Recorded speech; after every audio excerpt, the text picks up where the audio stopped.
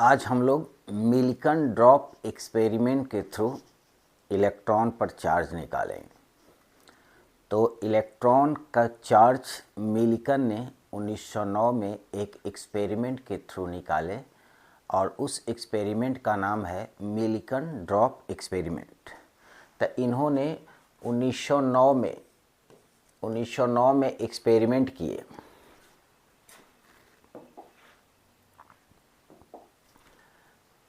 और 1913 में इन्होंने रिपोर्ट को सबमिट किया और उस एक्सपेरिमेंट के थ्रू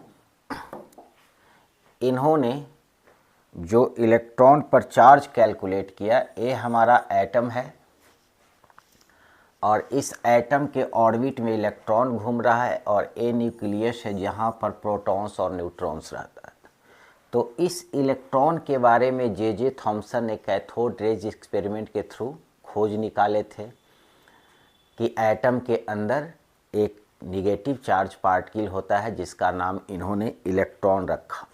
कुछ समय के बाद ये निगेटिव चार्ज पार्टिकल पर कितना चार्ज होता है इसका वैल्यू मिल्कन ने 1909 में कैलकुलेट किए और 1913 में इसकी वैल्यू दुनिया के सामने पब्लिश किया और इन्होंने इस वैल्यू को कैलकुलेट किया जिसका वैल्यू आया था 1.5759 इंटू 10⁻⁻⁻19 कूलम, जो कि आज का जो एक्सेप्टेड वैल्यू है इलेक्ट्रॉन का 1.6 इंटू 10⁻⁻19 कूलम।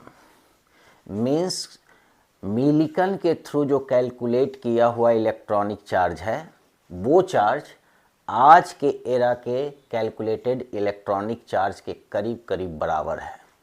इसका मतलब है कि उस समय मिल्कन ने जो अपने वाइल्ड ड्रॉप एक्सपेरिमेंट से कैलकुलेट किए थे वो उसमें बहुत एक्यूरेसी था। तो अब हम इस पर कैलकुलेट कर करके वैल्यू निकालेंगे कि एक कैसे कैलकुलेशन हुआ। तो इसको मैथमेटिकल कैलकुलेशन करेंगे और मैथमेटिकल कैलकुलेशन उसी प्रोसेस से करेंगे जिस प्रोसेस से मिल्कन साहब ने ये अपने एक्सपेरिमेंट में किए थे। तो इन्होंने जिस एक्सपेरिमेंट किया उसमें जो एपरेटस लिया वो ये एपरेटस का शेप है, फिगर है।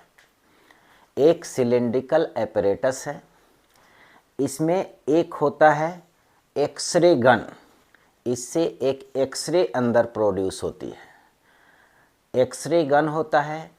एक यहाँ पर एटमाइजर होता है जो ऑयल को स्प्रे करता है सिलेंडर के अंदर। यहाँ पर एक माइक्रोस्कोप होता है जिस माइक्रोस्कोप से इसके थ्रू जो एटमाइजर के थ्रू जो ऑयल को स्प्रे करते हैं अंदर उस स्प्रे वाली ऑयल के ड्रॉप को हम इस माइक्रोस्कोप से ऑब्जर्व करते हैं। और इसके अंदर एक स्केल होती है, उस स्केल से जो ड्रॉप इसके सिलिंड्रिकल वेसल के अंदर फॉल करती है उसके वेलोसिटी को, उसके स्पीड को हम लोग मेजर करते हैं और उस ड्रॉप के रेडियस को भी मेजर करते हैं और मेजर कर करके उसके मास को कैलकुलेट करते हैं। तो अब इसके अंदर इस सिलेंडर के अंदर अरेंजमेंट कैसा है उसको हम लोग देखते हैं। उस सिलेंडर के अंदर ये एक्सपेरिमेंट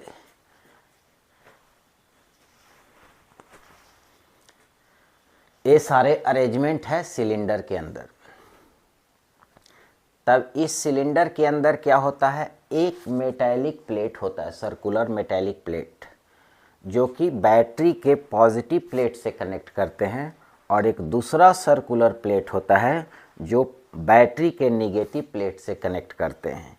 इसका मतलब है कि इस प्लेट को पॉजिटिवली चार्ज कर देते हैं और इस प्लेट को निगेटिवली चार्ज कर देते हैं। इसका मतलब है कि इस पर पॉजिटिव चार्ज आ जाएगा और इस प्लेट पर निगेटिव चार्ज आ जाएगा। और ये हमारा एक्सरे गन है जिससे यहाँ से एक्सरे प्रोड्यूस करते हैं इस दोनों प्लेट के बीच में। और ये हमारा माइक्रोस्कोप है, माइक्रोस्कोप से इस ड्रॉप को देखते हैं जो ड्रॉप हमारा ये एटमाइजर स्प्रे करता है, इसको प्रेस करेंगे तो यहाँ का वाइल एक एटम के साइज के ड्रॉप बन करके इस चैम्बर में स्प्रे करेगी और ये स्प्रे किया हुआ ये ड्रॉप, वाइल का ड्रॉप, ये मेटालिक प्लेट के एक होल से, एक टाइनी होल होता है, उस होल से ड्रॉप टू ड्रॉप इसके अंदर फॉल करता है। और इस ड्रॉप को हम यहाँ से ऑब्ज़र्व करते हैं कि इस ए ड्रॉप इसके अंदर कितना वेलोसिटी से फॉल कर रहा है। साथ साथ इस ड्रॉप का मोशन किधर हो रहा है, नीचे हो रहा है कि ऊपर हो रहा है। उसके बाद इसका रेडियस कितना है, ये सारा मेजरमेंट हम माइक्रोस्कोप से करते हैं। तब यहाँ पर एक एक्सरे प्रोड्यूस करते हैं। तो एक्सरे प्रोड्यूस करने का पर्पस क्या होता है? तो एक्सरे प्रोड्यूस करने का पर्पस ये होती है कि ये दोनों प्लेट के बीच में हमारा एयर गैस होता है, एयर रहता है। तो एयर का छोटे छोटे मॉलिक्यूल्स, गैस मॉलिक्यूलर फॉर्म में और एटॉमिक फॉर्म में इसके अंदर एग्जिस्ट करता है। जब एक्सरे यहाँ प्रोड्यूस करते हैं तो एक्सरे शॉर्ट वेवलेंथ और हाई एनर्जी का ए बीम होता है। इसके कारण क्या होता है कि इसके अंदर जब एक्सरे जाता है तो ए एटम्स या मॉलिक्यूल्स को आयोनाइज कर देता है, मीन्स कि इसके एटम से इलेक्ट्रॉन को नॉकआउट कर करके बाहर निकाल देता है और ए एटम आयोनाइज हो जाता है। मीन्स अगर हमारे एयर में हाइड्रोजन है, हीलियम है, ऑक्सीजन है, ओजोन है, आर्गन है, CO2 है, N2 है, इस जो भी गैस मॉलिक्यूल्स है, जब इस पर एक्सरे का बीम फॉल करती है तो ए आयोनाइज हो जाता है H2 प्लस में और ए इलेक्ट्रॉन माइनस बाहर निकलता है। ए भी आयोनाइज हो जाता है हीलियम प्लस में और ए इलेक्ट्रॉन बाहर निकलेगा। इसका मतलब जितना भी गैसियस मॉलिक्यूल्स है वो आयोनाइज होने लगता है हमारे एक्सरे बीम से, और एक पॉजिटिव और निगेटिव चार्ज का इसके अंदर एक क्लाउड बन जाता है। मीन्स इसके अंदर एक पॉजिटिव और निगेटिव चार्ज का, ये दोनों प्लेट के बीच पॉजिटिव और निगेटिव चार्ज का एक क्लाउड बनता है। मीन्स प्लस प्लस प्लस और इलेक्ट्रॉन का माइनस माइनस, इस तरह से एक क्लाउड बनने लगता है।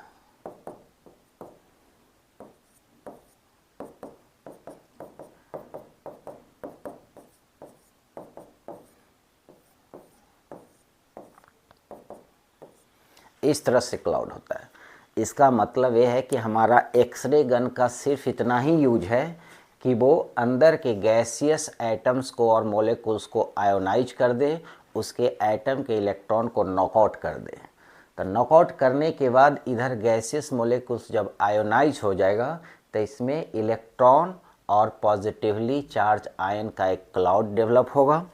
अब उससे जब ये हमारा वाइल इस मीडियम से फॉल करता है तो ये चांस होती है कि ये जो ड्रॉप है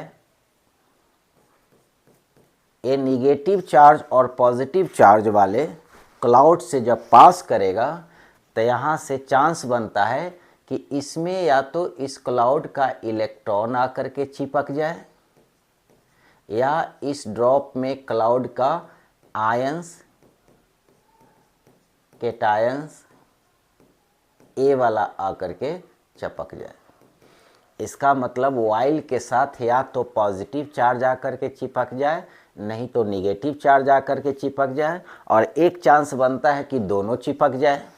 तो पॉजिटिव और निगेटिव दोनों जब चिपकेगा तो वो न्यूट्रल होने की पॉसिबिलिटी हो जाएगी, तो वो कंप्लीट न्यूट्रल होगा। तो यहाँ पर दो ही चांस हम लोग कंसीडर करते हैं, या तो निगेटिव चार्ज चिपका होगा, नहीं तो पॉजिटिव चार्ज चिपका होगा। तो किस में पॉजिटिव चार्ज चिपका, किस ड्रॉप में निगेटिव चार्ज चिपका है, ये कैसे पता चलेगा? तो जो ड्रॉप पॉजिटिव चार्ज की ओर मोशन करेगा, इधर पॉजिटिव प्लेट की ओर मोशन करेगा, वो ड्रॉप में इलेक्ट्रॉन चिपक गया होगा, क्योंकि इलेक्ट्रॉन को पॉजिटिव प्लेट खींचता है और जिस पर पॉजिटिव चार्ज चिपका होगा, कैटायन चिपका होगा, वो नीचे की ओर मूव करेगा क्योंकि पॉजिटिव चार्ज को निगेटिव प्लेट खींचता है। तो ये सारे ग्राउंड पर हम लोग इस ड्रॉप पर कितना चार्ज चिपका है उसकी वैल्यू को कैलकुलेट करते हैं।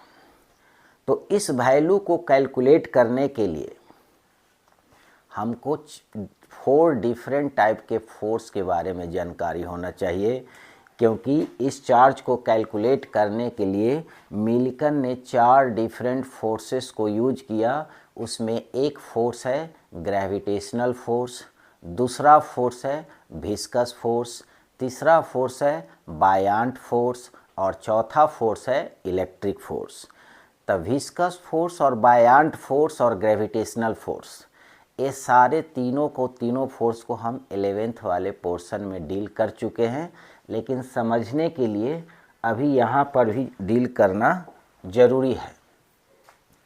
तो पहले हम ये चारों फोर्स के बारे में थोड़ी जानकारी ले लेते हैं, जिससे कि इस एक्सपेरिमेंट्स के थ्रू चार्ज को निकालना आसान होगा। तो पहला ग्रेविटेशनल फोर्स, ग्रेविटेशनल फोर्स। तो ग्रेविटेशनल फोर्स क्या होता है कि कोई भी मास को पृथ्वी अपनी ओर जिस फोर्स से खींचता है उस फोर्स को ग्रेविटेशनल फोर्स कहते हैं। तो ये ग्रेविटेशनल फोर्स होता है mass into acceleration due to gravity. इस एक्सेलरेशन ड्यू टू ग्रेविटी को हम बोलते हैं field intensity due to earth. Earth के कारण ये फील्ड बनता है चारों ओर, जिस फील्ड से पृथ्वी कोई भी मास को अपने ओर खींचती है। तो पृथ्वी जब ग्रेविटेशनल फील्ड से जब खींचेगी तब वो फोर्स सिर्फ मास पर लगेगा, वो चार्ज पर फोर्स नहीं लगाती है, सिर्फ और सिर्फ वो मास पर फोर्स लगाती है। तो ये ग्रेविटेशनल फोर्स होता है mass into acceleration due to gravity. लेकिन जब चार्ज प्लेट है, एक पॉजिटिवली चार्ज प्लेट है और एक निगेटिवली चार्ज प्लेट है, तो पॉजिटिव चार्ज निगेटिव चार्ज की ओर एक फील्ड प्रोड्यूस करता है। तो चार्ज के थ्रू जो फील्ड प्रोड्यूस होता है उसको हम बोलते हैं इलेक्ट्रिक फील्ड, और मास के थ्रू जो फील्ड प्रोड्यूस होता है उसको बोलते हैं ग्रेविटेशनल फील्ड। तो जब इस फील्ड में अगर कोई चार्ज पार्टिकल को रखें तो चार्ज पार्टिकल 2 नेचर का होता है, एक पॉजिटिव नेचर का होता है और एक नेगेटिव नेचर का होता है।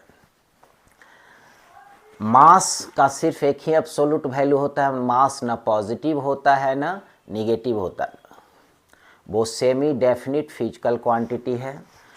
तो मास में हमेशा पृथ्वी अपने ओर खींचती है, मास में रिपल्सन नहीं होता है, मास और मास के बीच ऑलवेज अट्रैक्शन होता है। लेकिन चार्ज के साथ 2 फिनोमेना होती है, एक अट्रैक्शन भी होता है और एक रिपल्सन भी होता है। तो यहाँ पर जब ये फील्ड चल रहा है, चार्ज के कारण जो फील्ड चल रहा है इलेक्ट्रिक फील्ड, वो क्या करता है कि निगेटिव चार्ज को अट्रैक्ट करता है फील्ड, और अगर पॉजिटिव चार्ज है उसको रिपेल करता है। रिपेल करने का मतलब अपने ही डायरेक्शन में लेकर के चला जाता है, और निगेटिव चार्ज होता है तो उसके अपने डायरेक्शन के अपोजिट खींचता है। मीन्स खींच कर करके ये पॉजिटिव प्लेट की ओर चला जाएगा और ये रिपेल कर करके निगेटिव प्लेट की ओर भेज देगा। मीन्स ऐसे भी हम लोग जानते हैं कि निगेटिव चार्ज पॉजिटिव को अट्रैक्ट करता है और पॉजिटिव चार्ज निगेटिव को अट्रैक्ट करता है। तो ये जब इलेक्ट्रिक फील्ड के थ्रू जो चार्ज पार्टिकल पर फोर्स लगता है उसको हम बोलते हैं इलेक्ट्रिक फोर्स। तो अगर मान लेते हैं कि यहाँ Q चार्ज रखें तो Q चार्ज पर कितना फोर्स लगेगा, तो जिस तरह से M मास पर mg फोर्स लगा, G हो गया फील्ड ड्यू टू ग्रेविटी, तो यहाँ पर Q चार्ज पर QE फोर्स लगेगा। तो ग्रेविटेशनल में मास और इलेक्ट्रिक में चार्ज, ग्रेविटेशनल फोर्स में ग्रेविटेशनल फील्ड, इलेक्ट्रिक फोर्स में इलेक्ट्रिक फील्ड। तो यहाँ जो mg होता है वहाँ QE होता है। तो यहाँ पर भी अगर पॉजिटिव चार्ज होगा तो इस पर भी फोर्स लगेगा QE। ए पॉजिटिव का रिपल्सिव नेचर होगा, निगेटिव का अट्रैक्टिव नेचर होगा। तो ए हमारा इलेक्ट्रिक फोर्स है, ए फोर्स है electric force. Means electric field में, इलेक्ट्रिक फील्ड E में अगर कोई भी चार्ज Q को रख देंगे तो इलेक्ट्रिक फील्ड इस पर एक फोर्स लगाएगा, वो वैल्यू होगा Q इंटू E। अगर ए पॉजिटिव नेचर होगा तो रिपल्सिव होगा, चार्ज निगेटिव नेचर का होगा तो अट्रैक्टिव होगा। तो ए हमारा इलेक्ट्रिक फील्ड हो गया और इलेक्ट्रिक फील्ड के कॉरस्पॉन्डिंग इलेक्ट्रिक फोर्स हो गया, और ए ग्रेविटेशनल फील्ड के कॉरस्पॉन्डिंग ग्रेविटेशनल फोर्स हो गया। उसके बाद दो और फोर्स यूज होता है इसको एक्सप्लेन करने में। एक फोर्स का नाम है बायांट फोर्स, बायांट फोर्स। इस बायांट फोर्स को रिप्रेजेंट करते हैं कैपिटल B से। बायांट फोर्स क्या होता है?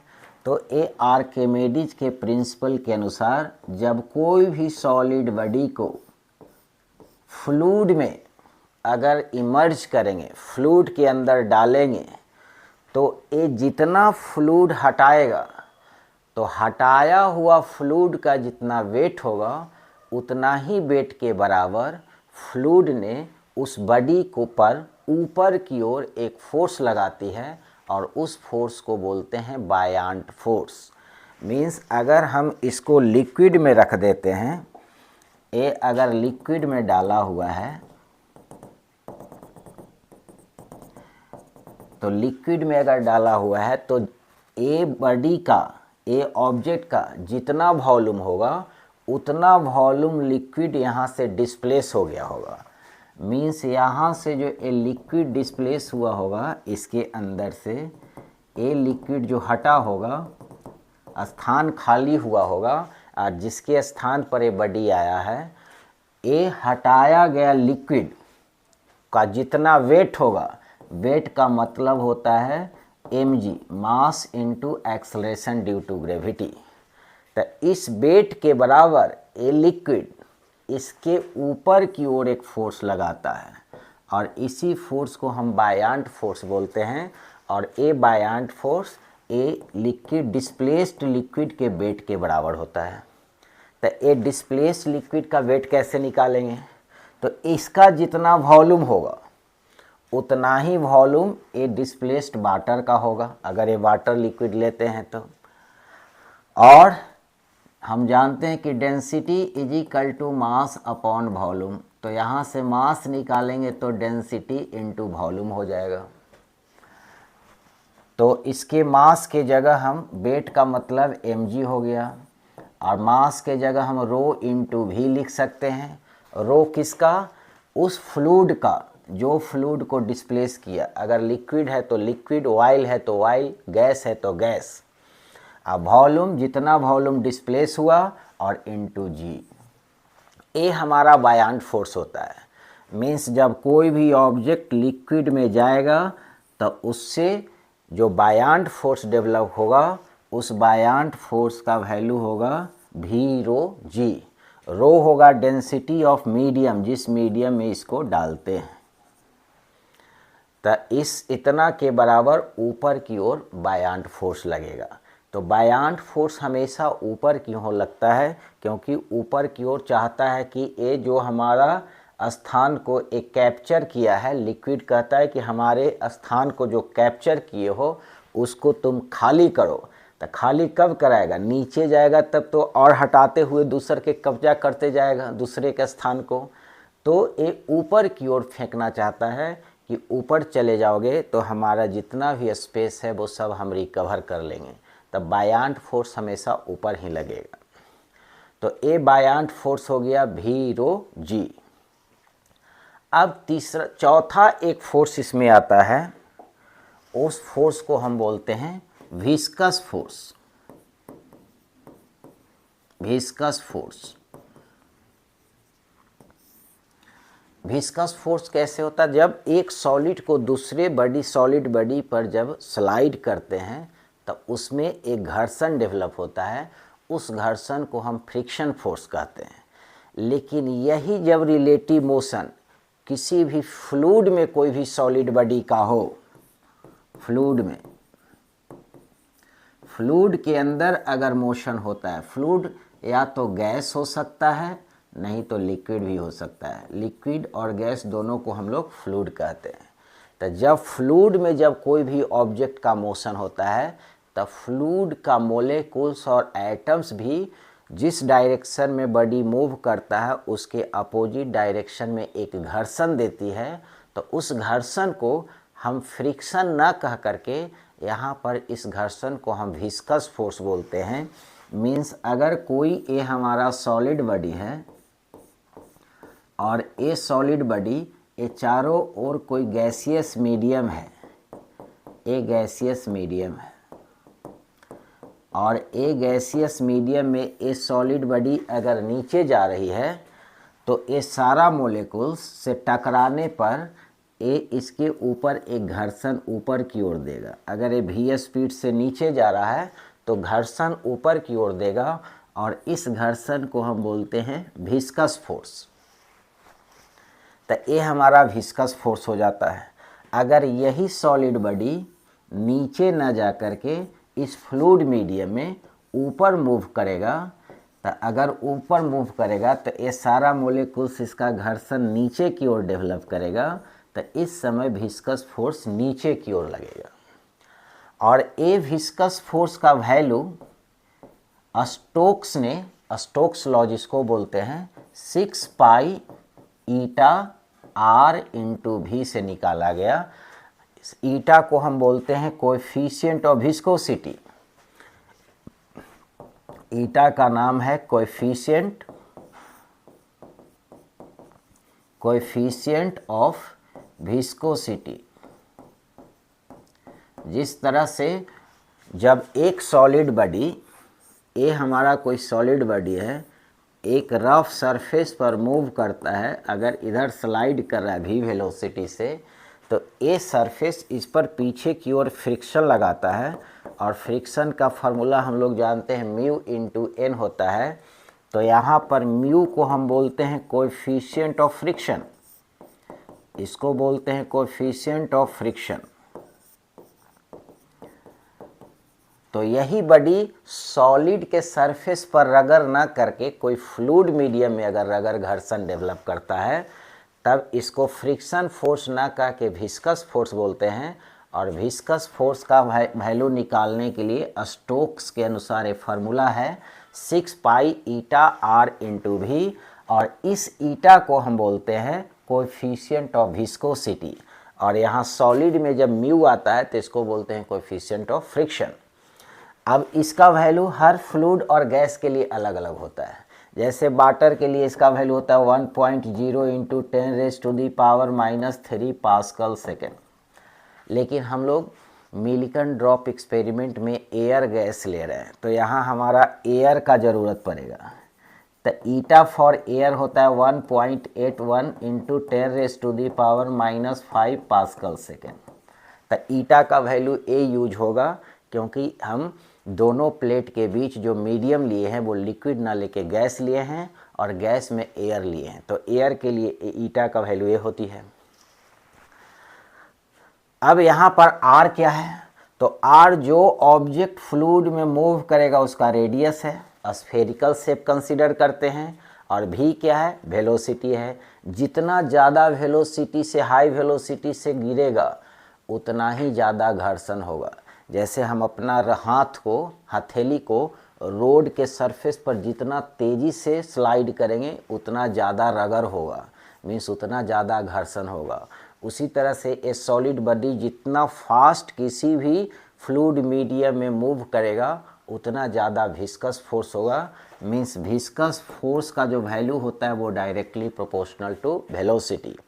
उसके बाद directly proportional to size of the object. इस ऑब्जेक्ट के साइज इसके रेडियस पर डिपेंड करता है।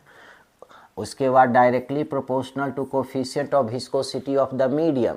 जिस मीडियम में इसको डालेंगे उसकी कोएफिशिएंट ऑफ विस्कोसिटी की वैल्यू अलग अलग होती है, और ये सारे को एक साथ कंबाइंड करते हैं तो एक कांस्टेंट के लगाते हैं, के ईटा आर इंटू भी, और के का वैल्यू एक्सपेरिमेंटली निकाला गया तो वो वैल्यू आया 6 पाई।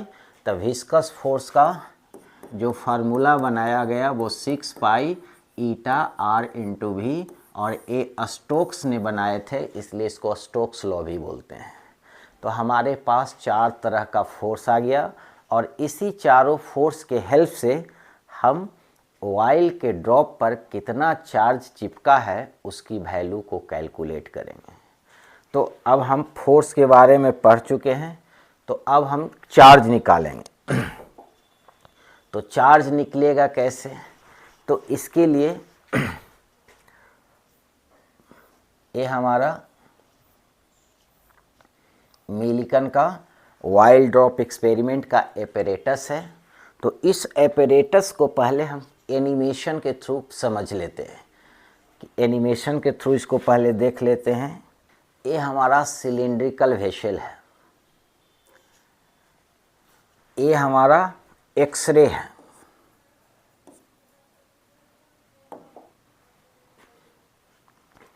एक्सरे गन है।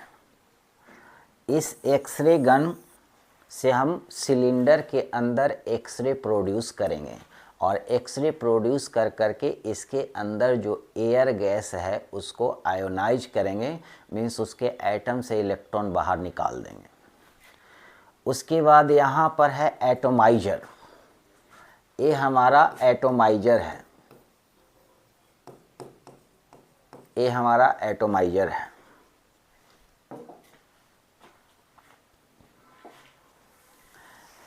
इस एटोमाइजर क्या करेगा?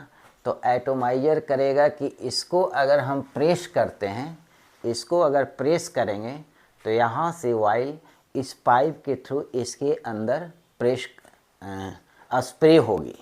स्प्रे होगी कैसे? छोटे छोटे छोटे छोटे ड्रॉप के फॉर्म में, और इसका साइज बहुत छोटा होता है, करीब करीब एटम के साइज के बराबर होता है, इसलिए इसका नाम रखते हैं एटोमाइजर।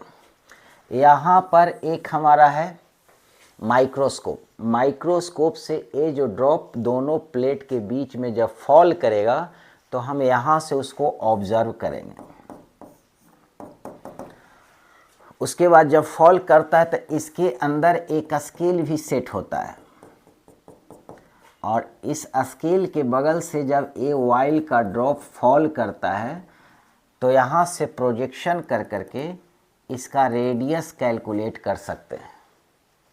तो रेडियस कैलकुलेशन करने का 2 मेथड है, एक तो डायरेक्ट एक्सपेरिमेंट के थ्रू इसका स्केल पर रीडिंग ले लें, और नहीं तो मैथमेटिकल इक्वेशन को यूज करके जो 4 फोर्स डिफरेंट फोर्स पर हैं वो फोर्स के वैल्यू को यूज कर करके हम रेडियस निकालते हैं। तो रेडियस दो तरीका से निकाल सकते हैं। एक डायरेक्ट स्केल के थ्रू मेजरमेंट कर लेते हैं, मेजरमेंट कर लेंगे तो रेडियस पता हो जाएगी, तो पता हो जाएगा तो स्फेरिकल शेप है तब वॉल्यूम पता हो जाएगा 4/3 पाई आर क्यू, ये हो जाएगा volume of the oil drop.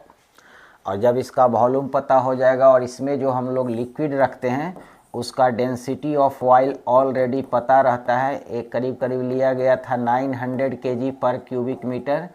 इस डेंसिटी का ऑयल इसमें यूज किए थे मिल्कन साहब ने। तो यहाँ से डेंसिटी बराबर हम लोग जानते हैं मास बाई वॉल्यूम, तो मास ऑफ द ऑयल निकाल देंगे तो डेंसिटी इनटू वॉल्यूम। तो डेंसिटी हमारा यहाँ से पता है, डेंसिटी ऑफ ऑयल, अब वॉल्यूम हो जाएगा 4/3 पाई आर क्यू। ये आर का वैल्यू यहाँ से ऑब्जर्व कर लेंगे, माइक्रोस्कोप से रीड कर लेंगे स्केल पर, तो आर पता हो जाएगा तो मास पता हो जाएगा, तो ग्रेविटेशनल फोर्स निकाल लेते हैं। नहीं तो दूसरा तरीका है मैथमेटिकल तरीका है, जिससे मैथमेटिकल इक्वेशन को सॉल्व करके निकालते हैं, जो कि आगे हम लोग करेंगे। तो पहले इसके बारे में क्लियर करते हैं। तो इसके अंदर कैसे कैसे अरेंजमेंट है इसको थोड़ा देखते हैं। ये बैटरी है, ये हमारा एक्सरे गन है, इसको प्रेस करके अंदर एक्सरे प्रोड्यूस करेंगे। ये बैटरी का एक पॉजिटिव और नेगेटिव प्लेट है। ये हमारा एटमाइजर है, जिसमें यहाँ से प्रेस करेंगे तो इसमें स्प्रे होगा ऑयल, और ये हमारा माइक्रोस्कोप है। अब इसको खोल करके देखेंगे तो इसके अंदर दो कंडक्टिंग प्लेट है, एक पॉजिटिव से कनेक्ट है और एक निगेटिव से कनेक्ट है। ये हमारा बैटरी के पॉजिटिव प्लेट से कनेक्ट है, तो इसका मतलब इस पर पॉजिटिव चार्ज आएगा।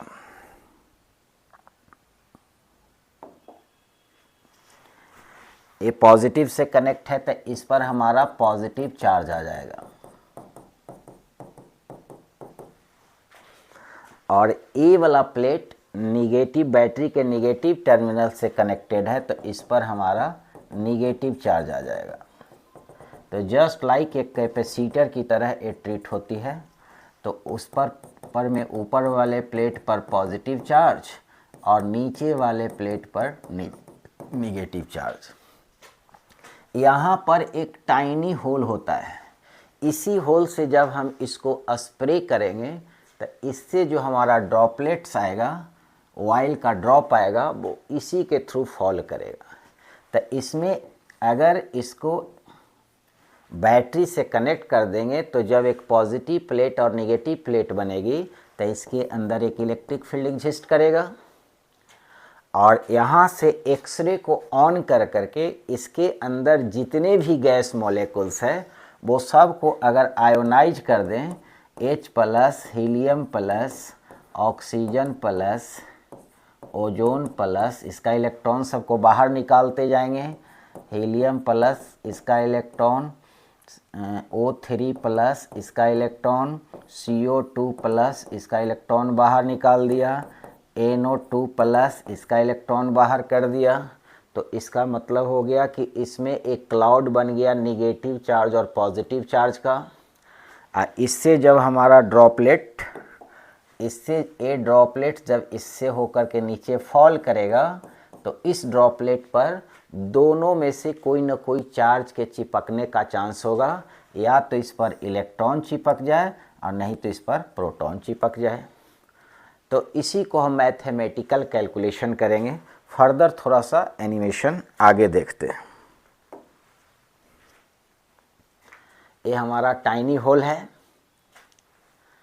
यहाँ से फील्ड चलेगा, इलेक्ट्रिक फील्ड, ये पॉजिटिव से निगेटिव की ओर, क्योंकि ये पॉजिटिव प्लेट है और ये हमारा निगेटिव प्लेट है।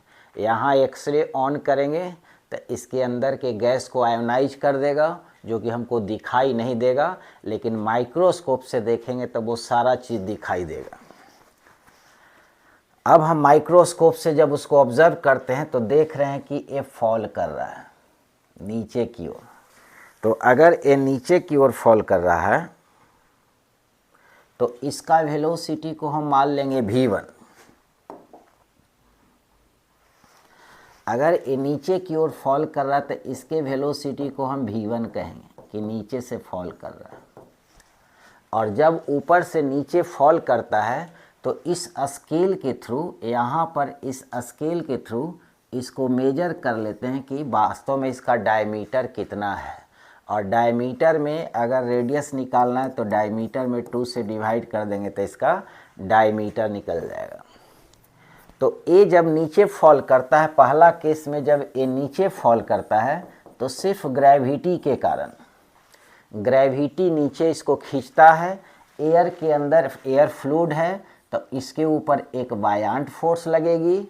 फिर ये नीचे जा रहा है कुछ वेलोसिटी v1 से, तो इस पर एयर के मोलेकुल्स के कारण इसके घर्षण फोर्स ऊपर लगेगा, जिस घर्षण को फ्रिक्शन ना कह करके विस्कस फोर्स बोलते हैं, और इसका वैल्यू होता है 6 पाई ईटा r इंटू यहाँ v1 माने हैं तो v1 होगा। अगर एक कांस्टेंट वेलोसिटी से मूव कर रहा है तो हम लोग फर्स्ट लॉ के अनुसार जानते हैं कि किसी भी बॉडी पर अगर नेट फोर्स 0 होगा तो वो बॉडी या तो रेस्ट में होगी ना तो कांस्टेंट वेलोसिटी से मूव करेगी। तो एक कांस्टेंट वेलोसिटी से मूव करता है तो फाइनल इस पर अपर दोनों force, buoyant force plus viscous force, दोनों मिलकर के नीचे वाले ग्रेविटेशनल फोर्स को बैलेंस कर देता है। और इसी इक्वेशन को सॉल्व करते हैं तो यहाँ से भी हम रेडियस निकाल लेते हैं। तो रेडियस भी इससे निकाल सकते हैं बैलेंस कर करके पहला इक्वेशन से, जब नीचे फॉल करता है और जब नीचे फॉल कराते हैं तो उस समय हम ये दोनों प्लेट को, अंदर का जो दोनों प्लेट है उसको बैटरी से कनेक्ट नहीं करते हैं, डिसकनेक्ट करते हैं, क्योंकि इस केस में अभी हम इलेक्ट्रिक फोर्स अप्लाई नहीं किए हैं। तो इलेक्ट्रिक फोर्स अप्लाई इसलिए नहीं किए हैं कि अंदर का जो दोनों प्लेट है, इस प्लेट को जो बैटरी से कनेक्ट किए थे वो अभी बैटरी से कनेक्ट ना करके बैटरी ओपन रखे हैं। तो ओपन रखे हैं तो इसके अंदर कोई इलेक्ट्रिक फील्ड अभी एग्जिस्ट नहीं करेगा, और इलेक्ट्रिक फील्ड एग्जिस्ट नहीं करेगा तो इस पर कोई इलेक्ट्रिक फोर्स नहीं लगेगा। तो इसमें 3 ही फोर्स लगेगा, बायांट, विस्कस और ग्रेविटेशनल। कांस्टेंट वेलोसिटी से मूव करेगा तो नेट फोर्स 0 होगा, दोनों बैलेंस करेंगे। आगे चल करके जब हम इसको सॉल्व करेंगे तो यहाँ से रेडियस निकाल सकते हैं। तो रेडियस निकालने के लिए इक्वेशन है, और नहीं तो माइक्रोस्कोप से मेजरमेंट कर करके भी रेडियस निकाल सकते हैं। डिफरेंट तरीक़ा से सारा काम कर करके हम एक सीट पर सारे ऑब्जर्वेशन को कलेक्ट करते हैं, और कलेक्ट करने के बाद फाइनल डिसाइड करते हैं कि वास्तव में वैल्यू कितनी होनी चाहिए। उसके बाद ये वेलोसिटी कैसे निकालते हैं, तो ये हमारा स्केल इसके अंदर फिट है। तो मान लो यहाँ से ये ड्रॉपलेट यहाँ से यहाँ पर आने में कितना टाइम लिया, तो पहले स्टॉप वॉच ऑन करते हैं, और ए स्केल का लेंथ ऑलरेडी डिस्टेंस हमको पता है कि ए स्केल का लेंथ कितना है। मान लेते हैं कि ये स्केल का लेंथ हमारा 5 सेंटीमीटर है, और यहाँ से जैसे ही ड्रॉप फॉल करना शुरू किया हम स्टॉप वॉच को ऑन करेंगे, और जब यहाँ पहुँचेगा तो ऑफ़ कर देंगे। तो यहाँ से यहाँ आने का हमको टाइम पता हो जाएगा। तो टाइम पता हो जाएगा तो वेलोसिटी जानते हैं डिस्टेंस अपॉन टाइम। तो ये डिस्टेंस में यहाँ से आने वाले टाइम से डिवाइड कर देंगे तो वेलोसिटी पता चल जाएगा कि कितना वेलोसिटी से नीचे गिर रही है। तो फिर इसका हम आगे काम करते हैं।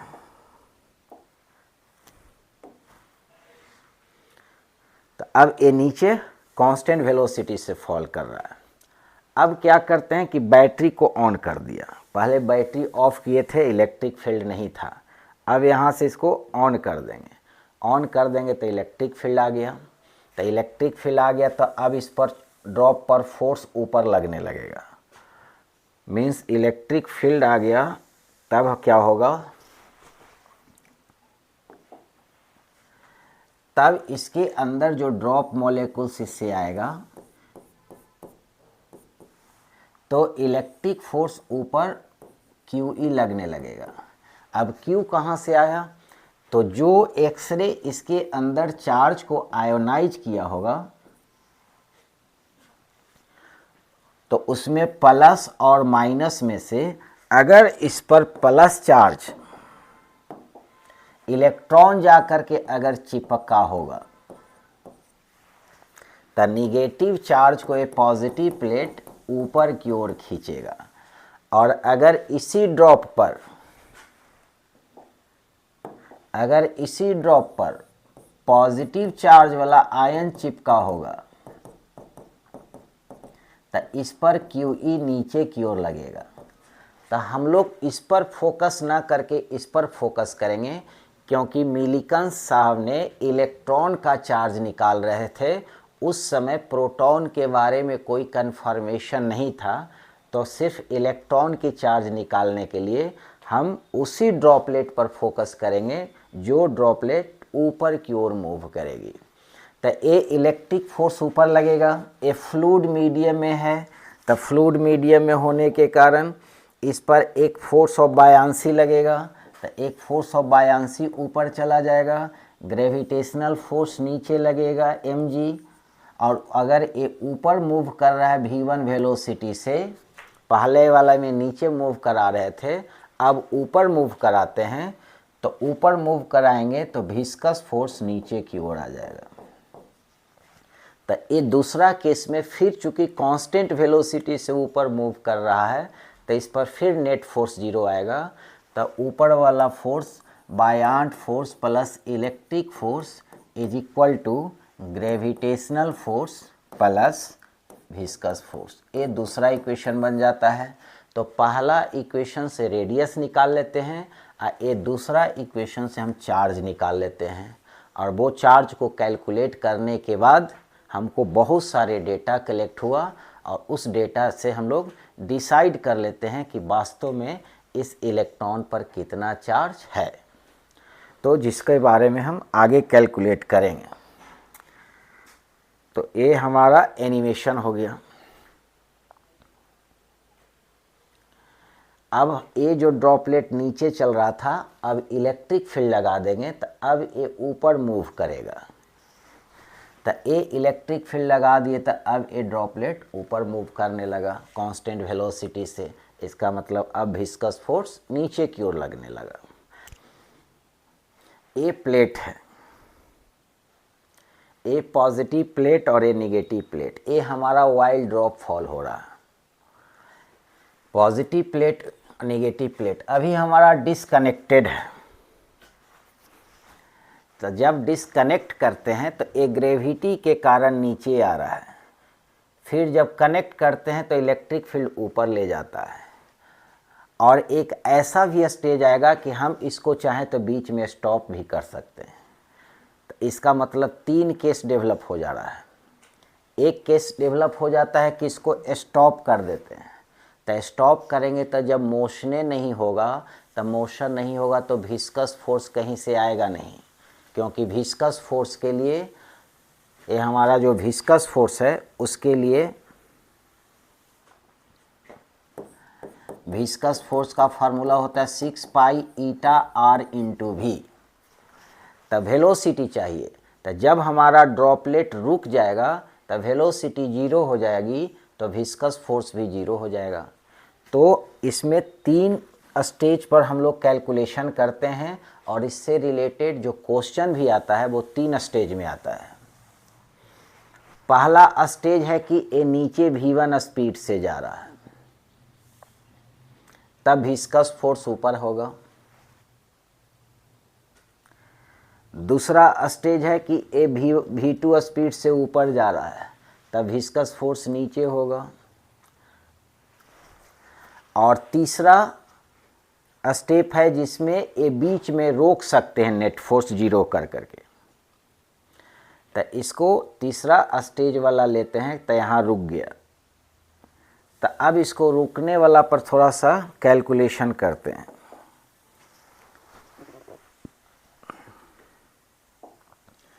ये जब रुक गया तो इसके ऊपर इलेक्ट्रिक फील्ड लग रहा होगा, इलेक्ट्रिक फोर्स लगा रहा होगा QE, electric field, electric force, और नीचे लगा रहा होगा mg, और विस्कस फोर्स 0 हो जा रहा होगा क्योंकि इसमें कोई वेलोसिटी है नहीं, और एक ऊपर की ओर बायॉन्ड फोर्स। तो इससे रिलेटेड 3 तरह का क्वेश्चन आता है। पहला सेक्शन में जो क्वेश्चन आएगा उसमें बायांसी फोर्स ऑफ बायांसी को टेंड्स टू 0 कहेगा कि इसको नेगलेक्ट कर दो। तो इसको नेगलेक्ट करने के बाद जो क्वेश्चन बनाएंगे तो ऊपर में QE बैलेंस करेगा mg को, और इस इक्वेशन से हम चार्ज निकालते हैं तो ये आता है mg/e। E इलेक्ट्रिक फील्ड है। इलेक्ट्रिक फील्ड ये दोनों प्लेट के बीच बैटरी बनाती है। तो बैटरी का जैसे जैसे वोल्टेज, अगर ये दोनों के बीच का, अगर दोनों प्लेट का डिस्टेंस d है तो पोटेंशियल डिफरेंस V बराबर होता है E into D. E electric field होता है तो E निकालेंगे तो V/d।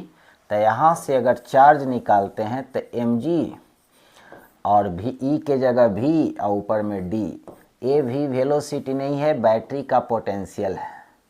तो वोल्टेज, जितना वोल्टेज सेटअप करेंगे वो वोल्टेज रखेंगे, दोनों प्लेट के बीच का डिस्टेंस रखेंगे, एक्सेलरेशन ड्यू टू ग्रेविटी का वैल्यू रखेंगे, और इस वाइल का, ये वाइल के ड्रॉप का मास रखेंगे। तो मास कैसे निकालेंगे? तो मास होता है डेंसिटी इंटू वॉल्यूम। तो density into volume 4/3 pi r3। Density of oil already हम लोग को पता रहता है 900 kg/m², और ये रेडियस हम लोग मेजर कर करके माइक्रोस्कोप से निकाल करके इसमें वैल्यू रखते हैं तो चार्ज निकल जाता है। तो पहला स्टेज में इस तरह से भी बनता है। तो तो करीब करीब 80% क्वेश्चन इसी से बनेगा, जिसमें फोर्स ऑफ बायांसी भी नहीं रहेगा और विस्कस फोर्स भी नहीं रहेगा। दूसरा क्वेश्चन जो बनता है उसमें दो ऊपर बायांट फोर्स भी लिया जाएगा, क्यूई फोर्स भी लिया जाएगा और नीचे एमजी फोर्स भी लिया जाएगा। तो इसमें 10 to 15% क्वेश्चन, 10 से 15% क्वेश्चन में तीनों फोर्स रहेगा और 5% ऐसा क्वेश्चन रहेगा जिसमें चारों फोर्स से कैलकुलेट करना पड़ता है और उसमें विस्कस फोर्स को भी कंसीडर करना पड़ता है। तो ये चारों फोर्स के हेल्प से हम लोग इस पर कैलकुलेट कर करके charge part A oil drop पर हम कितना चार्ज इसके साथ कितना इलेक्ट्रॉन चिपका है वो कैलकुलेट कर लेते हैं। तो अब हम इसका कैलकुलेशन करेंगे। Electric field strength, electric field V2 velocity, ये सब लिखा हुआ है। प्लेट ए बी है, ए प्लेट ए है। यहाँ पर पहले बैटरी को डिसकनेक्ट करते हैं, फिर बैटरी को कनेक्ट करते हैं, 2 केस अप्लाई करते हैं और दोनों केस को अप्लाई करने के बाद कैलकुलेशन करते हैं। पहला केस हम लेते हैं कि ये हमारा ऑयल ड्रॉप है, ये ऑयल ड्रॉप है। ये दोनों प्लेट के बीच ऊपर में पॉजिटिव प्लेट है जिसको सर्कुलर प्लेट, और ये नीचे एक निगेटिव प्लेट है, इससे पॉजिटिव और इससे निगेटिव। लेकिन अभी हम ये दोनों का कनेक्शन नहीं करते हैं, ये दोनों प्लेट को ओपन रखते हैं। मीन्स इस पर अभी कोई चार्ज नहीं है, न ऊपर वाले प्लेट पर कोई चार्ज है न नीचे वाले प्लेट पर कोई चार्ज है।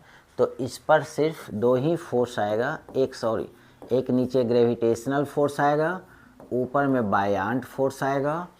और ये फ्लूइड में मूव कर रहा है, अगर नीचे वेलोसिटी v1 से मूव कर रहा है तो ऊपर एक विस्कस फोर्स आएगा Fv।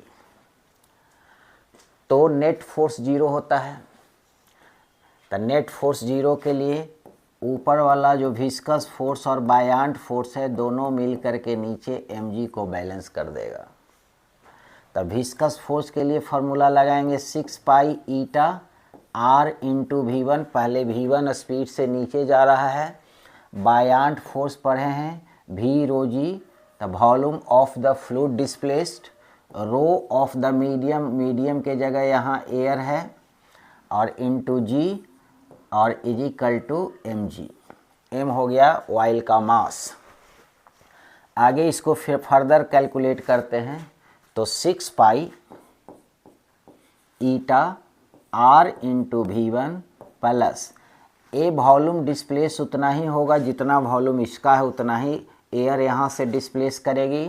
तो 4/3 pi r cube rho of air into जी, और इसका मास निकालने के लिए इसका वॉल्यूम में डेंसिटी से मल्टीप्लाई करेंगे। तो इसका भी वॉल्यूम 4/3 पाई r क्यू, और यहाँ डेंसिटी हो जाएगा ऑयल का, क्योंकि ऑयल का ये ड्रॉप है, और into acceleration due to gravity. अब इसको राइट साइड ले जाते हैं। तो राइट साइड ले जाने के बाद 4/3 पाई r क्यू कॉमन आ जाएगा। Density of oil minus density of air into G आ जाएगा, और लेफ्ट साइड जो बचेगा 6 pi eta r into V1। इसको हम इक्वेशन फर्स्ट कहेंगे क्योंकि इसको फर्दर आगे हम लोग यूज भी करेंगे। यहाँ से रेडियस निकाल सकते हैं। यहाँ से रेडियस कैसे निकलेगा? तो यहाँ से एक r और यहाँ से एक r कैंसिल करेंगे तो 4/3 पाई यहाँ r स्क्वायर आ जाएगा। तो r square rho of oil minus rho of air into g is equal to 6 pi eta. एक r कैंसिल हो गया तो बचा V1। तो यहाँ से अगर r स्क्वायर और स्क्वायर हटाएंगे तो रूट चढ़ेगा। तो यहाँ से 2 से इसको 2 से कैंसिल करेंगे 3 टाइम्स, तो 2 और इधर 3 और 3 यहाँ से मल्टीप्लाई करेंगे तो ऊपर में चला, और एक पाई से पाई भी कैंसिल हो जाएगा। तो ऊपर में हो जाएगा 9 और नीचे आ जाएगा 2। तो 9/2 ऊपर में आ जाएगा ईटा इंटू V1 और नीचे डिवाइड हो जाएगा rho of oil minus rho of air into G और इसके ऊपर रूट चढ़ेगा। तो यहाँ से हम रेडियस कैलकुलेट कर लिया फर्स्ट स्टेप से। अब इसका दूसरा स्टेप करेंगे। दूसरा स्टेप में क्या होगा? तो दूसरा स्टेप में होगा कि ये दोनों प्लेट के बीच इलेक्ट्रिक फील्ड सेटअप कर देंगे। अब यहाँ से जो की जो हम लोग ओपन किए हुए थे बैटरी का, इस की को क्लोज कर देंगे, बैटरी के की को क्लोज करेंगे तो ए हो जाएगा पॉजिटिवली चार्ज और ए हो जाएगा निगेटिवली चार्ज। तो पॉजिटिव और निगेटिव चार्ज होने पर ये दोनों प्लेट के बीच एक इलेक्ट्रिक फील्ड चलने लगेगा। अब इलेक्ट्रिक फील्ड जब चलना शुरू होगा तब हमारा यहाँ जो वाइल है, इस वाइल पर एक फोर्स और बढ़ जाएगा और इलेक्ट्रिक फील्ड ऐसा एडजस्ट करते हैं कि ए वाला वाइल ड्रॉप जो पहले वेलोसिटी V1 से नीचे चल रहा था, ए ऊपर चलने लगे और इस वेलोसिटी को हम नाम रखते हैं V2। तो ऊपर क्यों चलाते हैं? ऊपर इसलिए चलाते हैं जिससे कि हमको टेस्ट हो जाएगा कि इस पर निगेटिव चार्ज है, तब हमको इलेक्ट्रॉन का चार्ज कैलकुलेट होगा, क्योंकि निगेटिव चार्ज इलेक्ट्रॉन पर होगा। इसलिए हम इलेक्ट्रिक फील्ड को ऐसे एडजस्ट करते हैं वोल्टेज बढ़ा घटा करके, जिससे कि ए ड्रॉपलेट अब ऊपर चलना शुरू हो। नीचे अगर चलना शुरू करेगा तो उस पर निगेटिव चार्ज नहीं होगी, उस पर पॉजिटिव चार्ज होगी। लेकिन मिल्टन ने इलेक्ट्रॉन पर चार्ज कैलकुलेट किए थे, इसलिए उस ड्रॉप पर हम लोग फोकस करेंगे जो वाइल ड्रॉप ऊपर मूव कर रहा हो। तो जब ये ऊपर मूव करेगा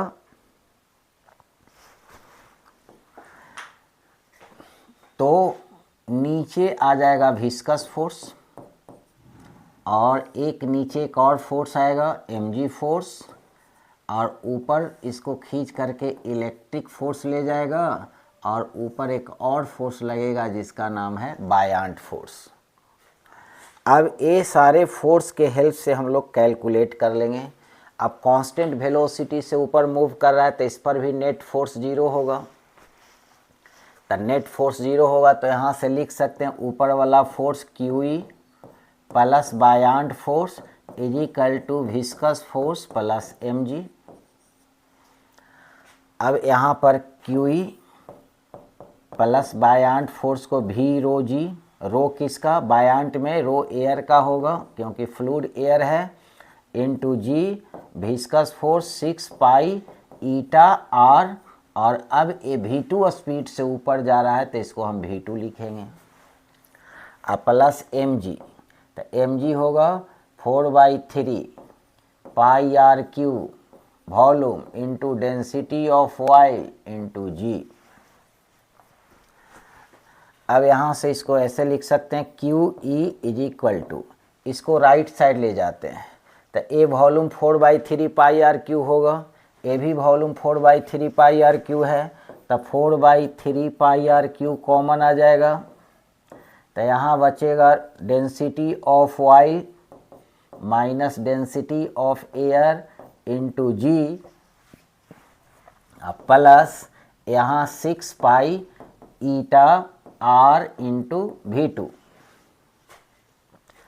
अब इस इक्वेशन को हेल्प से यहाँ पर A वाला वैल्यू और A वाला वैल्यू दोनों सेम है, इसलिए इसके जगह हम A वैल्यू रख देंगे। तो यहाँ से QE आ जाएगा 6 pi eta R V1 plus A वाला फैक्टर रह जाएगा 6 pi eta R V2। Means इसमें इक्वेशन फर्स्ट का हेल्प लिया, इसका हेल्प लिया जिसमें हम अभी कोई इलेक्ट्रिक फील्ड नहीं चलाए थे, एक ग्रेविटेशनल फोर्स के एक्शन से मूव कर रहा था, और इसमें इलेक्ट्रिक फील्ड चलाए तो इलेक्ट्रिक फोर्स के एक्शन से मूव करने लगा। तो इसका इक्वेशन का हेल्प इसमें ले लिया तो QE इतना के बराबर हो गया। अब थोड़ा सा आगे इसको कैलकुलेट कर देते हैं।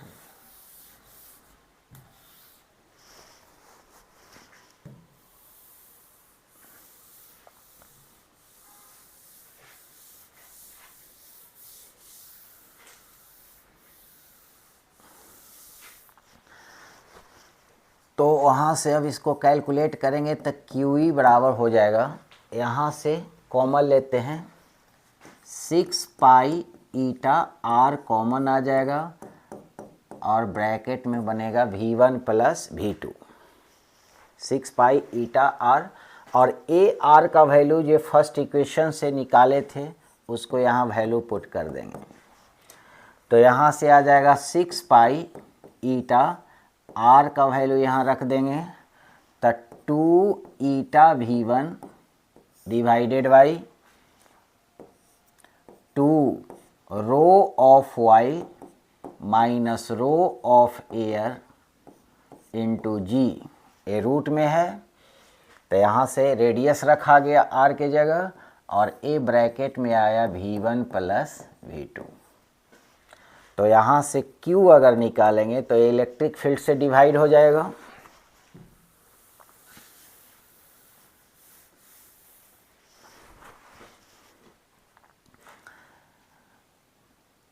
तो 6 pi eta upon E under root 2 eta V1 divided by 2 rho of oil minus rho of air into G bracket में V1 प्लस V2।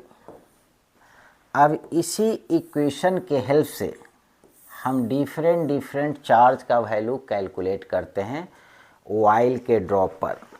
अब यहाँ जो भी वैल्यू है इसमें ईटा हम एयर के लिए ले लेते हैं क्योंकि दोनों प्लेट के बीच हमारे सिलेंड्रिकल एपरेटस में एयर रखा गया था। तो इसका वैल्यू होता है 1.81 इंटू 10⁻⁻5 पास्कल सेकेंड। जो हम ऑयल लिए थे एटमाइजर में तो ऑयल का डेंसिटी रखे थे 900 kg पर क्यूबिक मीटर। इलेक्ट्रिक फील्ड हम लोग खुद से एडजस्ट करते हैं डिफरेंट वैल्यू का। डेंसिटी ऑफ एयर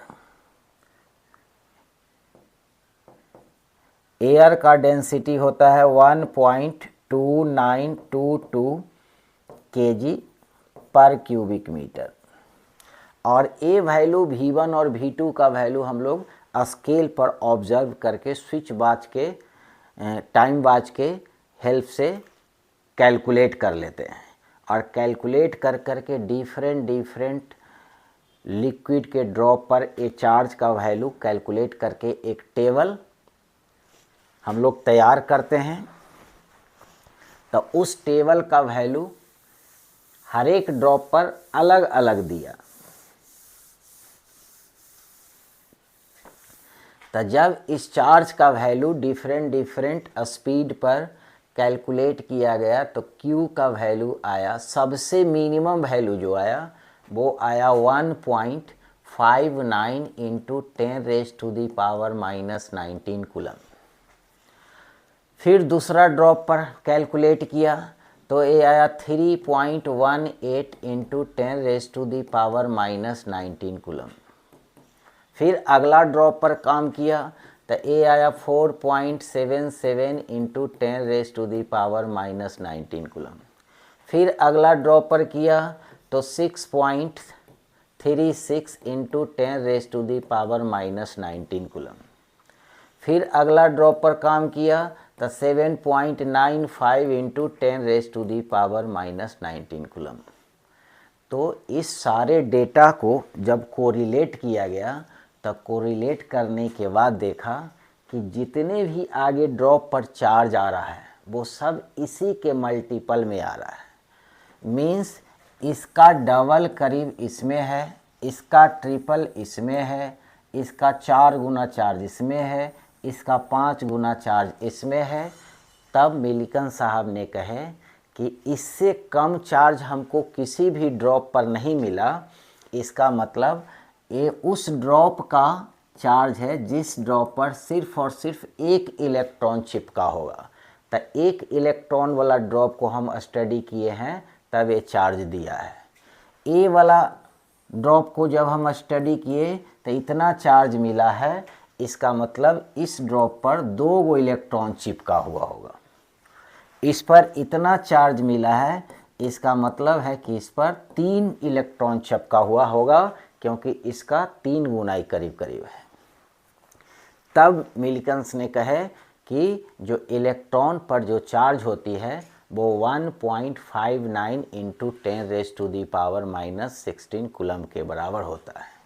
ए मिल्किन साहब कैलकुलेट करके अपना रिपोर्ट को सबमिट किए, और आज की दुनिया में इतनी हाई टेक्नोलॉजी वाली दुनिया में भी अगर इलेक्ट्रॉन के चार्ज को कैलकुलेट किया गया है तो उसका वैल्यू देखा गया कि उसका भी वैल्यू 1.6 इंटू 10⁻⁻19 कूलम है, जो कि मिल्किन के थ्रू कैलकुलेट किया हुआ वैल्यू के करीब करीब सेम है।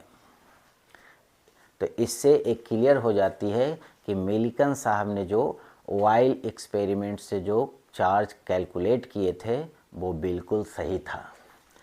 उसके बाद जे थॉमसन साहब ने जब अपना मॉडल दिए थे प्लम पुडिंग मॉडल, तो उस केस में कैथोड रेज एक्सपेरिमेंट के थ्रू इलेक्ट्रॉन के चार्ज और मास का रेशियो कैलकुलेट किए थे। उन्होंने ये दोनों का रेशियो कैलकुलेट किया था, लेकिन इलेक्ट्रॉन के चार्ज के बारे में नहीं बताए थे, और मास के बारे में भी सेपरेट डेटा नहीं कैलकुलेट किए थे। रेशियो बताए थे कि इसका रेशियो होता है 1.67 इंटू 10⁻11 कूलम पर केजी। तब मिल्किन साहब ने कहा कि जब हम चार्ज का वैल्यू निकाल दिए तब चार्ज मास भी निकाल लो इलेक्ट्रॉन का। तो यहाँ रख दिया गया, चार्ज का वैल्यू रख दिया गया 1.59 into 10⁻⁻19 coulomb divided by mass of electron is equal to 1.67 into 10⁻11।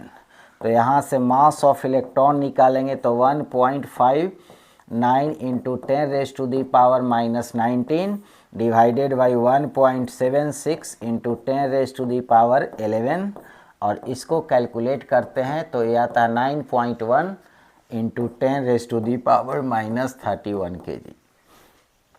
तो यहाँ से इलेक्ट्रॉन का मास भी कैलकुलेट हो गया, इलेक्ट्रॉन पर चार्ज भी कैलकुलेट हो गया, और ये डिफरेंट वोल्टेज अप्लाई करके डिफरेंट इलेक्ट्रिक फील्ड डेवलप किया गया, और यहाँ से माइक्रोस्कोप के थ्रू देखा गया, इसको सारा मोशन को स्टडी किया गया, और स्टडी करके इस पर चार्ज निकाला गया। तो इस तरह का डिफरेंट वोल्टेज पर अलग अलग चार्ज का वैल्यू निकाला गया। तो इसमें देखा गया कि जो हमारा मिनिमम का चार्ज का जो वैल्यू था,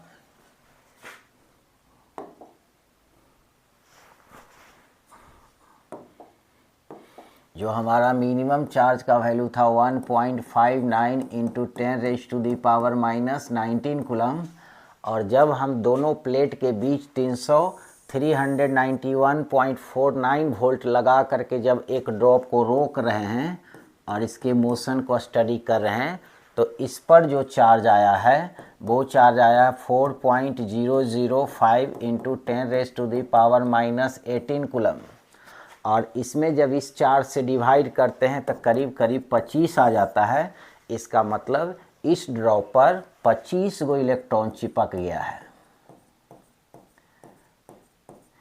तो डिफरेंट वोल्टेज पर डिफरेंट चार्ज को कैलकुलेट किया गया, और कैलकुलेट करने के बाद हर एक चार्ज पर इससे डिवाइड करते हैं मिनिमम चार्ज वाला वैल्यू से, जिसको हम लोग बोले हैं चार्ज ऑफ इलेक्ट्रॉन। वो हमेशा इंटीग्रल मल्टीपल आता है, मीन्स इसमें आता है 25, इसमें आता है 24, इसमें आता है 26, तो जो भी आता है इंटीग्रल मल्टीपल आता है। तो इसी के प्रिंसिपल पर एक और प्रिंसिपल हम लोग पढ़ेंगे, चार्ज का प्रिंसिपल, जिसको बोलते हैं क्वांटाइजेशन ऑफ चार्ज। मीन्स किसी भी बॉडी पर जो टोटल चार्ज होगा वो total charge integral multiple of either electron होगा नहीं तो प्रोटॉन होगा। तभी तो प्रोटॉन का कोई खोज हुआ ही नहीं है, अभी तो हम लोग इलेक्ट्रॉन का खोज किए हैं और इस पर चार्ज निकाले हैं। तो इंटीग्रल मल्टीपल ऑफ इलेक्ट्रॉन होगा, ए इंटीजर होगा, वो इंटीजर का मतलब 1 2 3 4 कोई फ्रैक्शन वैल्यू नहीं होगी। तो इसी को हम बोलते हैं मिलिकन वाइल्ड ड्रॉप एक्सपेरिमेंट। अब इस पर रिलेटेड कुछ न्यूमेरिकल क्वेश्चन हम लोग करेंगे। वो जो भी न्यूमेरिकल क्वेश्चन अब करेंगे उसी में से कोई ना कोई क्वेश्चन एग्ज़ाम में रहेगा, वो नीट का एग्ज़ाम हो या आईआईटी का एग्ज़ाम हो। अगर इस पोर्शन से अगर क्वेश्चन पूछेगा तो उसी में से कोई ना कोई क्वेश्चन रहेगा, उससे बाहर क्वेश्चन नहीं रहेगा। तो अगले क्लास में हम इसका सारा न्यूमेरिकल डिस्कशन करेंगे। Okay, thank you.